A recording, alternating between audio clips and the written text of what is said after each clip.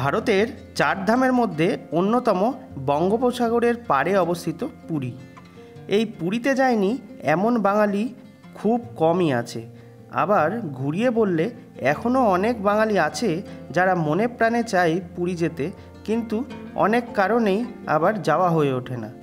তাই আজ আমি বলবো আমাদের করা 3 রাত্রি 4 দিনের সুন্দর একটি ট্যুরের গল্প, যেখানে তোমাদের সমস্ত প্রকার ডাউট ক্লিয়ার হয়ে যাবে। যেমন কোথায় থাকবে, কোথায় খাওয়া দাওয়া করবে, কিভাবে এই সুন্দর ট্যুরটা কমপ্লিট করবে, কোথায় কোথায় স্ক্যাম হওয়া থেকে বাঁচবে, সব কিছু A to Z বলবো। তাহলে দেরি কিসের, চলো শুরু করা যাক আজকের ভিডিও। আর ভিডিওটা সম্পূর্ণ দেখতে থাকো। ভিডিওটা ভালো লেগে থাকলে লাইক, শেয়ার এবং চ্যানেলটি সাবস্ক্রাইব করতে একদম ভুলো না।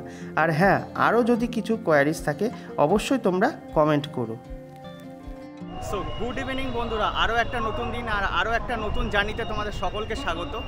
আর আমি কিন্তু এখন রয়েছি হাওড়া স্টেশন। হ্যাঁ, হাওড়া স্টেশনের ব্যালকনিতে, আমার ফেভারিট জায়গা।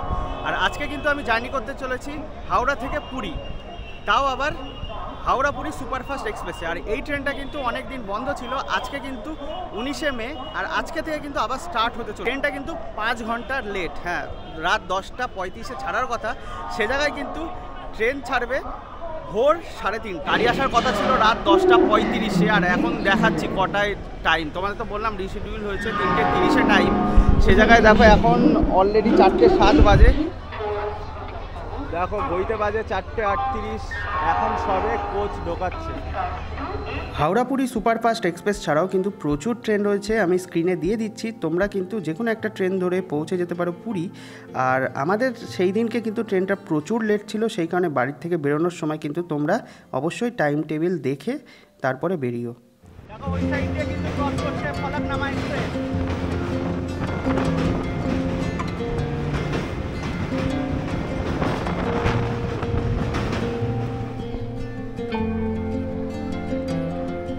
তো দেখো পুরী স্টেশন থেকে তো বেরিয়ে পড়েছি, একটু এগিয়ে এসে কিন্তু এখান থেকে তোমাদের অটো বা ম্যাজিক ধরতে হবে। আর এই সামনেই দেখো অটো স্ট্যান্ড, এখান থেকে কিন্তু তোমরা অটো ম্যাজিক পেয়ে যাবে। এছাড়াও এই রোড সাইড থেকেও কিন্তু তোমরা শেয়ারে যেতে পারো। তো দেখো স্টেশন থেকে কিন্তু আমরা অটো করে নিয়েছি, আর অটো ভাড়া কিন্তু 200 টাকা পড়লো। এখান থেকে আমরা ডাইরেক্ট আমাদের যে হলিডে হোম রয়েছে সেখানে যাব।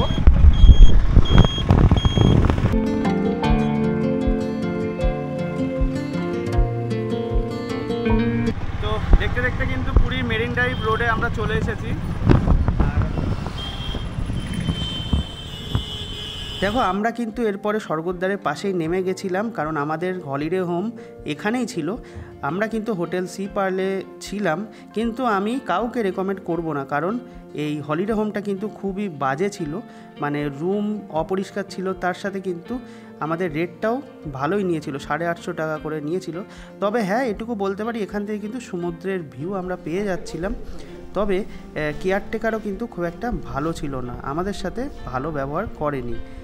তো যাই হোক, এরপরে কিন্তু আমরা রুমে ঢুকে তারপরে ফ্রেশ ট্রেশ হয়ে নিয়েছিলাম। আর আমরা কিন্তু ভেবেছিলাম রান্না করেই খাওয়া দাওয়া করব, কিন্তু যেহেতু আমাদের একটা দিন লস হয়ে যায় প্রচুর ট্রেন লেট থাকায়, আমরা কিন্তু বাইরেই খাওয়া দাওয়া করেছিলাম।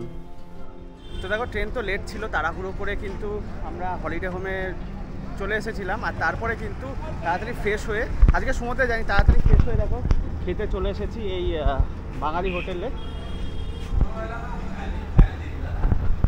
তো এখানেই কিন্তু আজকে খাওয়া দাওয়া করবো, দুপুরের লাঞ্চ করবো। আর অলরেডি দেখো এনারা বসে গেছে। তো যাই হোক, খাওয়া দাওয়া করে নিই, তারপর টেস্ট বলছি আর কি কি মেনু আছে আর কত রেট নিল সেটাও তোমাদের সাথে শেয়ার করছি। যেহেতু আমরা হলিডে হোমে রান্নাবান্না করব না, সেই কারণে কিন্তু আমরা তাড়াতাড়ি ফ্রেশ হয়ে কাছের যে কোনো একটা রেস্টুরেন্টে ঢুকে গেছিলাম। প্রচণ্ড খিদে পেয়েছিল, ট্রেন লেট ছিল, সেই কারণে এই রেস্টুরেন্টে আমরা খাওয়া দাওয়া করেছিলাম প্রথম দিন। খাওয়া দাওয়া কিন্তু অ্যাভারেজ ছিল। যে থালিটা দেখছো এই থালিটার রেট কিন্তু পড়েছিল 110 টাকা। ভেজ থালি নিয়েছিলাম আমরা। আর পরের যে কদিন আমরা ছিলাম সেই কদিন কিন্তু অন্য একটা রেস্টুরেন্টে গেছিলাম, সেখানে খাওয়া দাওয়া করেছিলাম। সেখানের রেটিংটা আমাদের তরফ থেকে কিন্তু বেশি থাকবে, কারণ খুব সুন্দর পরিষ্কার পরিচ্ছন্ন ছিল। সেই রেস্টুরেন্টটাও আমি তোমাদের সাথে শেয়ার করব। দেখো প্রথম দিনটা কিন্তু আমাদের স্পয়েল হয়ে গেছিলো, যেহেতু ট্রেন লেট ছিল, সারা রাত ঘুম হয়নি, সেই কারণে দুপুরে খাওয়া দাওয়া করে রুমে গেছিলাম, তারপরে সারাদিনই মানে সন্ধে অবধি প্রায় রেস্ট নিয়েছিলাম। আর তোমাদের জন্য বলছি, প্রথম দিনটা যেহেতু সকলে জার্নি করে আসবে, কিছুটা টায়ার্ড থাকবে, সেই কারণে কিন্তু সমুদ্রের ধারেই কিছুটা টাইম স্পেন্ড করে নিও সন্ধ্যের দিকে, চাইলে বিচ মার্কেটটাও ঘুরে দেখতে পারো। দ্বিতীয় দিন সকাল সকাল উঠেই কিন্তু আমরা চলে গেছিলাম সমুদ্রের ধারে। সকালের ওয়েদারটা কিন্তু খুবই মনোরম থাকে, যদিও আমাদের ব্যাড লাক, অলরেডি বৃষ্টি পড়ছিল, সেই কারণে কিন্তু আমরা সানরাইজ দেখতে পাইনি। সো গুড মর্নিং বন্ধুরা, সকাল সকাল কিন্তু বেরিয়ে পড়েছি পুরীর বিচে, আর নুলিয়ারা কিন্তু অলরেডি ফিরছে মাছ নিয়ে। তো এখন কিন্তু আমি পুরীতে নুলিয়ারা যে মাছ নিয়ে ফিরছে সেই দৃশ্য তোমাদের সাথে শেয়ার করব। আর অপূর্ব দৃশ্য, কারণ অলরেডি ধীরে ধীরে বৃষ্টি পড়ছে, আর তারই সাথে কিন্তু প্রচুর মানুষ এই ভোর 5:30 6টার দিকে। দেখো এই সামনে কিন্তু নুলিয়ারা বসে, সেই দিকেই কিন্তু এগিয়ে যাচ্ছি। আর দেখো এই পুরী বিচে প্রচুর মানুষের সমাগম। দেখো এখানে কিন্তু স্যান্ড আর্ট বানাচ্ছে সকাল সকালই, দেখো খুব সুন্দর বানিয়েছে।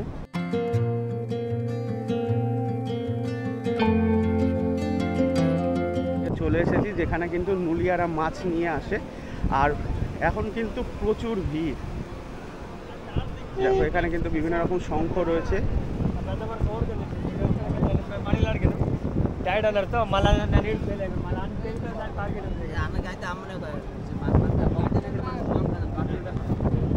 আর নুলিয়ারা কিন্তু ওই সামনে রয়েছে, মানে ভিড় দেখেই তোমরা বুঝতে পারছো।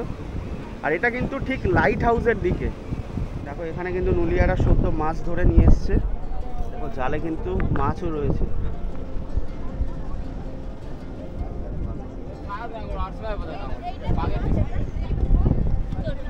দেখো ছাড়িয়ে ছাড়িয়ে এখানে রাখছে।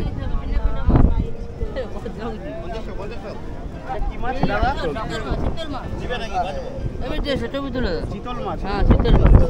এটা কত রেট রেখেছো? 250 টাকা। মানে সকালবেলা ঝিরিঝিরি বৃষ্টি পড়ছে, তার মধ্যে কিন্তু এই দৃশ্য, অপূর্ব সুন্দর দৃশ্য। তোমরা আসলে কিন্তু এখানে অবশ্যই আসবে, মানে বিশেষ করে লাইট হাউসের দিকে কিন্তু এই যে ফিশ মার্কেট, মানে নুলিয়ারা যে ভোরবেলা মানে রাতে পাড়ি দেয়, তারপরে ভোরবেলা কিন্তু মাছ নিয়ে এইখানেই বেচা কেনা করে, সেটা তো তোমার সাথে তুলে ধরছি। তো যারা তোমরা পুরীতে নতুন আসবে তারা কিন্তু এখানে অবশ্যই আসবে। আর দেখো এই যে নিয়ে আসছে, দেখো এইভাবেই কিন্তু নিয়ে আসে। দেখো এই জালে কিন্তু প্রচুর মাছ রয়েছে। দেখো তোমাদের একটা ইনফরমেশান দিয়ে রাখি, এই যে নুলিয়ারা মাছ ধরে নিয়ে আসছে, তাজা তাজা মাছ কিন্তু তোমরা কিনে নিয়ে যেতে পারো।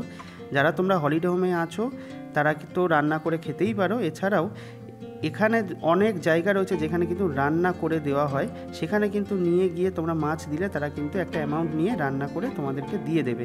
এই তাজা তাজা মাছ কিন্তু তোমরা উপভোগ করতে পারো। আর কাটার ব্যবস্থাও কিন্তু পাশেই রয়েছে, দেখবে প্রচুর মহিলারা রয়েছে, তারা কিন্তু মাছ কেটে দেয় অল্প কিছু অ্যামাউন্টের বিনিময়ে।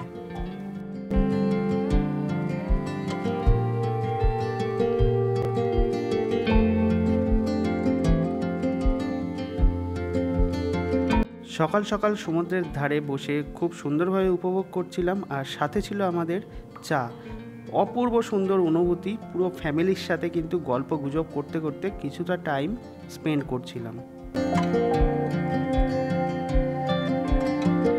দেখো এখানে কিন্তু ভালোই বৃষ্টি পড়ছে, আর আমরা কিন্তু চলে এসেছি পুরীতে সকালে ব্রেকফাস্ট করতে। আর ব্রেকফাস্টের জন্য কিন্তু আগাগোড়াই এই মিষ্টির দোকানটা আমরা প্রেফার করি। এখানে দেখো অলরেডি আমাদের ফ্যামিলি মেম্বাররা চলে এসছে, আর এখানে কিন্তু আমরা মোস্ট প্রবাবলি ছেঁড়া পরোটা খাবো। দেখো এই দোকানটা কিন্তু পুরীর যে সবজি বাজার বা বাজার রয়েছে, ওই বাজারের রোড সংলগ্ন এলাকায় রয়েছে। আর এই দোকানটায় কিন্তু আমি যতবার যাই ততবারই কিন্তু পেটাই পরোটা খেয়ে থাকি, যথেষ্ট সুন্দর বানায়। তো সেই কারণে কিন্তু আমরা সকাল সকাল পৌঁছে গেছিলাম ব্রেকফাস্ট করতে। তো আমাদের তো ব্রেকফাস্ট কমপ্লিট, এরপরে ভাবছি সমুদ্রে যাব, সমুদ্রে একটু সমুদ্র স্নান করব। আর আজকের ওয়েদার কিন্তু অসাধারণ, কি বলো ওয়েদার ভালো না? হ্যাঁ, খুব সুন্দর ওয়েদার, ঝিরঝিরে বৃষ্টি পড়ছে, বেশ ভালো লাগছে, রোদের থেকে অনেক ভালো। ব্রেকফাস্ট সেরে আমি কিন্তু পৌঁছে গেছিলাম ওটিডিসির বুকিং কাউন্টারে, হ্যাঁ, থার্ড ডে সাইট সিনের জন্য বুকিং করতে। যদিও আমি অনলাইনে বুকিং করেছিলাম, অনলাইনে বুকিং প্রসেস আমার অলরেডি চ্যানেলে দেওয়া রয়েছে একটা ডেডিকেটেড ভিডিওতে, তোমরা চাইলে কিন্তু সেই ভিডিওটা চেক আউট করতে পারো।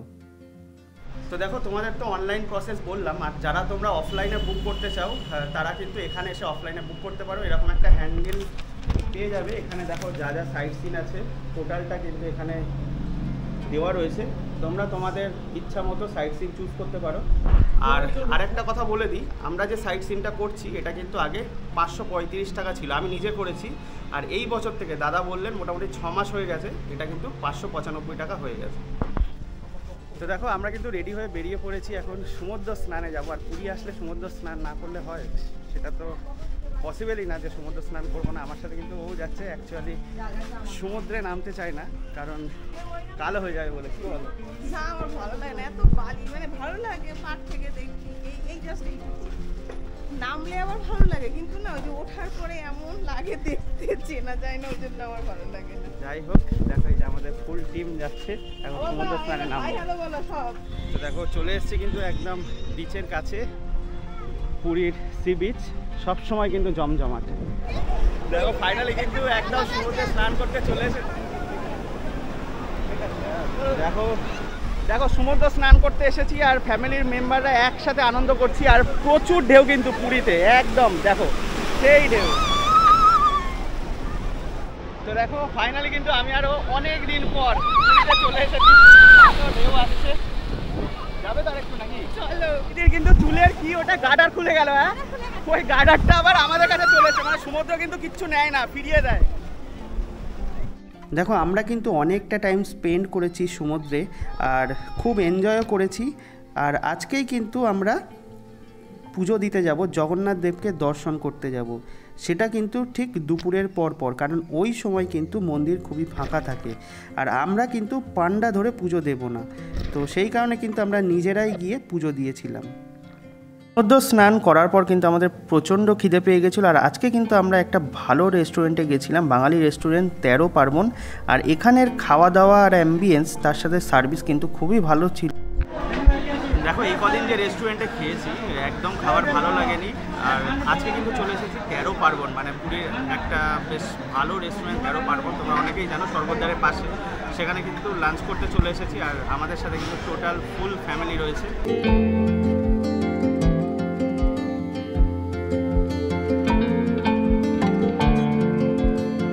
দেখো মেনু কার্ড, এই হচ্ছে থালির মেনু কার্ড। দেখো আজকে কিন্তু মন্দিরে যাব, সেই কারণে কিন্তু ভেজ থালি নিয়ে নিয়েছে এখানে। আর ভেজ থালিতে আছে কিন্তু ভাত, তার সাথে ডাল আর 2 রকম সবজি, চাটনি আর পাঁপড় কিন্তু অনেক করা হয়েছে। এরপরে কিন্তু আমরা ঝটপট খাওয়া দাওয়া করে মন্দিরের উদ্দেশ্যে রওনা দিয়ে দিয়েছিলাম। জয় জগন্নাথ। দেখো আমরা কিন্তু ভগবান দর্শনে বেরিয়ে পড়েছি অটো করে, আর আমরা কিন্তু চুজ করেছি বিকেলবেলা, মানে বিকেলবেলা কিন্তু অনেকটাই ফাঁকা থাকে যতদূর সম্ভব। মন্দির ফাঁকা মানে কি, ফাঁকা কখনোই থাকে না, তবে সকালের থেকে কিন্তু শুনেছি বিকেলে একটু ফাঁকা থাকে, তো সেই কারণে কিন্তু বিকেলে বেরিয়ে পড়েছি টোটো ভাড়া করে, তারপরে মন্দিরের কাছে যাই, তারপরে তোমাদের সাথে সব কিছু শেয়ার করছি।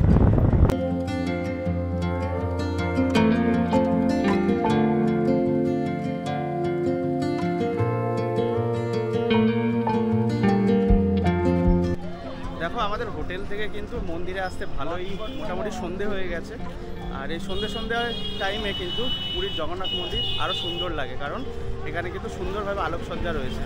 দেখো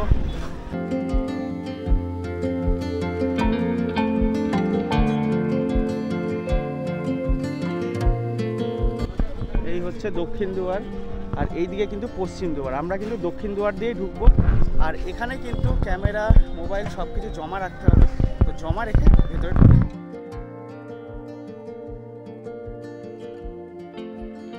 তো দেখো আমাদের কিন্তু দর্শন হয়ে গেছে, আর আমরা কিন্তু খুব ভালোভাবে দর্শন করেছি।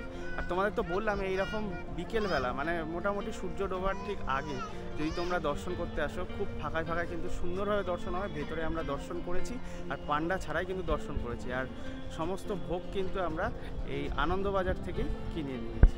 দেখো আমরা কিন্তু এই দক্ষিণ দুয়ার দিয়েই ঢুকেছিলাম, আর দক্ষিণ দুয়ারের পাশেই কিন্তু রয়েছে দেখো হনুমানজি।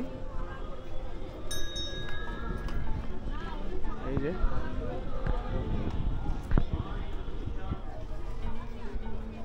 এবার সিংহদুয়ারের দিকে যাচ্ছি। আর দেখো এটা কিন্তু রন্ধনশালা, সন্ধেবেলা কিন্তু খুবই সুন্দর লাগে লাইট জ্বালার পর। আর দেখো আমরা পুজো দিয়ে কিন্তু এই যে অন্নভোগ নিয়ে নিয়েছি। দেখো দক্ষিণ দুয়ার দিয়ে এখন কিন্তু আমরা সিংহদুয়ারের কাছে চলে এসেছি। প্রচণ্ডই ভিড়, মানে সিংহদুয়ার হচ্ছে মেন গেট যেটা বলে। আর খুব সুন্দর লাগছে কিন্তু সন্ধেবেলা।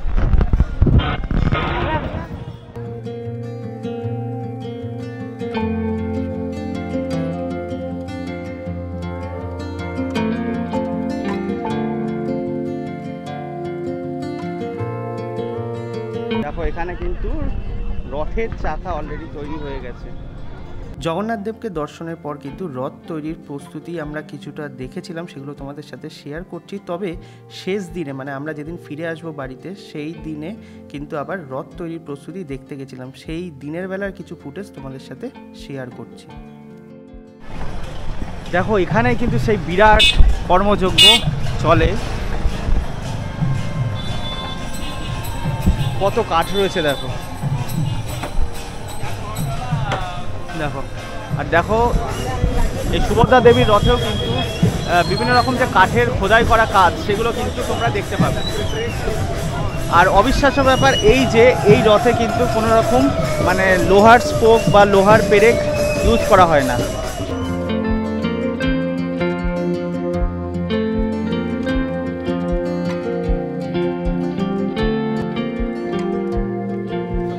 বন্ধুরা, আমরা কিন্তু বেরিয়ে পড়েছি হোটেল থেকে। আর আমাদের উদ্দেশ্য কিন্তু পান্থনিবাস। তো আগে পান্থনিবাসে যাই অটো করে। আর অটো ভাড়া কিন্তু 150 টাকা চাইছিল, আমাদের কিন্তু 120 টাকা পড়লো। তো অটোতে উঠে পড়ি, তারপরে পান্থনিবাসে গিয়ে সব কিছু বলছি। আজকের দিনটা মানে এই থার্ড ডেটা কিন্তু খুবই ভাইটাল, কারণ আজকে কিন্তু প্রায় 12.5 ঘন্টা সারা দিনে ঘোরাঘুরি করব আমরা ওটিডিসির বাসে করে। সেই উদ্দেশ্যেই কিন্তু আমরা এখন রওনা দিলাম। ওটিডিসির বাসটা কিন্তু ওই পান্থনিবাসের সামনে থেকেই ছাড়ে। ও পান্থনিবাসের সামনে কিন্তু আমাদের বাস চলে এসেছে। আর ঘড়িতে বাজে কিন্তু 6টা 16। আর এই বাসেই কিন্তু আজকে আমরা ট্যুর করব। এই তৃতীয় দিনটা কিন্তু তোমরা ওটিডিসির বাসে করে ঘুরে নিতে পারো আমাদেরই মতো। আর বিভিন্ন রকম স্পট দেখতে পাবে। 7 থেকে 8টা স্পট রয়েছে। Dhauli Stupa, Lingaraj temple, Udayagiri, Khandagiri, Konark sun temple সহ প্রায় 8-9টা স্পট দেখাবে। আর নন্দনকাননটাও কিন্তু তোমরা খুব সুন্দরভাবে ওটিডিসির মাধ্যমে ঘুরতে পারবে। আর আমরা কিন্তু সাফারি করেছিলাম, তো সেই কারণে খুবই এনজয় করেছিলাম আমরা। আর সব শেষে কিন্তু যে স্যান্ড আর্ট মিউজিয়াম রয়েছে, সেই স্যান্ড আর্ট মিউজিয়ামে গিয়ে তোমাদের ট্যুরটা শেষ হয়ে যাবে।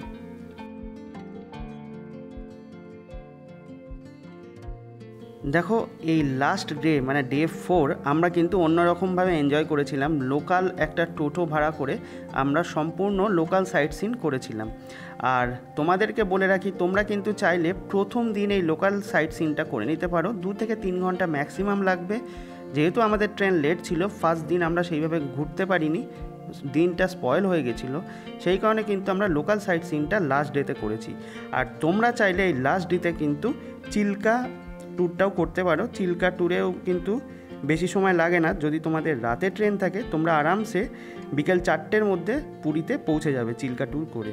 তো আমরা কিন্তু এই লোকাল সাইট সিনই করেছিলাম। ব্রেকফাস্ট করে কিন্তু সকাল সকাল বেরিয়ে পড়েছিলাম যে লোকাল সাইট সিন রয়েছে সেগুলো ঘুরতে। আমরা কিন্তু বেদি হনুমান টেম্পল, সোনার গৌরাঙ্গ, এই সমস্ত সাইট সিন করতে করতে সবার শেষে কিন্তু পৌঁছেছিলাম যে ব্লু ফ্ল্যাগ বিচ, নতুন যে বিচটা, প্রাইভেট বিচটা উদ্বোধন হচ্ছে, সেই বিচের উদ্দেশ্যে। আর ওখানে অনেকটা সময় স্পেন্ড করেছিলাম। আর একটা কথা বলে দিই, এই লোকাল সাইট সিন করতে কিন্তু আমাদের টোটো ভাড়া পড়েছিল 600 টাকা। আর মোটামুটি 2.5 থেকে 3 ঘন্টা সময় লাগে। দেখো এখন কিন্তু আমি ব্লু ফ্ল্যাগ বিচ, মানে পুরীতে যেটা নতুন বিচ হয়েছে, সেখানে যাচ্ছি। আর এই বিচটার বিশেষত্ব কি আমি বিচে গিয়েই তোমাদের বলছি। তবুও তোমাদের বলে দিই, এই বিচটা কিন্তু সবচেয়ে ক্লিনেস্ট বিচ মানে পুরীর, যেটা কিনা ওড়িশা গভর্নমেন্ট থেকে করা হয়েছে। এখানে কিন্তু এন্ট্রি ফি রয়েছে এই বিচে ঢোকার জন্য। তো চলো আস্তে আস্তে এগিয়ে যাওয়া যাক। এই বিচের সামনে ঢুকেই কিন্তু একটা সাইনবোর্ড দেখতে পাবে। এখানে কিন্তু সব সুন্দরভাবে দেওয়া রয়েছে। দেখো সিটিং চেয়ারের জন্য কিন্তু সামনে এগিয়ে যেতে হবে, তারপরে জল খাওয়ার জন্য, তারপরে ফিটনেস সেন্টার রয়েছে, টয়লেট বাঁদিকে রয়েছে, তাছাড়া কিন্তু জগিং ট্র্যাকও রয়েছে, মানে এটা আর্লি মর্নিং 5:30টায় খুলে যায়। তো যারা তোমরা জগিং করতে চাইছো তারাও কিন্তু করতে পারো। আজকে তো পুরীতে আমাদের লাস্ট ডে, আর আজকে আমাদের ট্রেন রয়েছে সন্ধে 8:15-তে। তো এই সম্পূর্ণ ভিডিওটা মানে ট্যুর প্ল্যানের ভিডিওটা তোমাদের সাথে শেয়ার করলাম, যেভাবে আমরা ট্যুরটা করেছিলাম। যদি ভালো লেগে থাকে লাইক শেয়ার করতে ভুলো না, আর চ্যানেলটা তো অবশ্যই সাবস্ক্রাইব করো। আর যে কোনো কিছু কোয়ারিজ থাকলে অবশ্যই কমেন্ট করো, আমি সকলকে রিপ্লাই দেওয়ার চেষ্টা করব, আর তোমাদের যা যা কোয়ারিজ আছে তার অ্যান্সার দেওয়ারও চেষ্টা করব। তো এই ভিডিওটা আমি এখানেই শেষ করছি। ধন্যবাদ।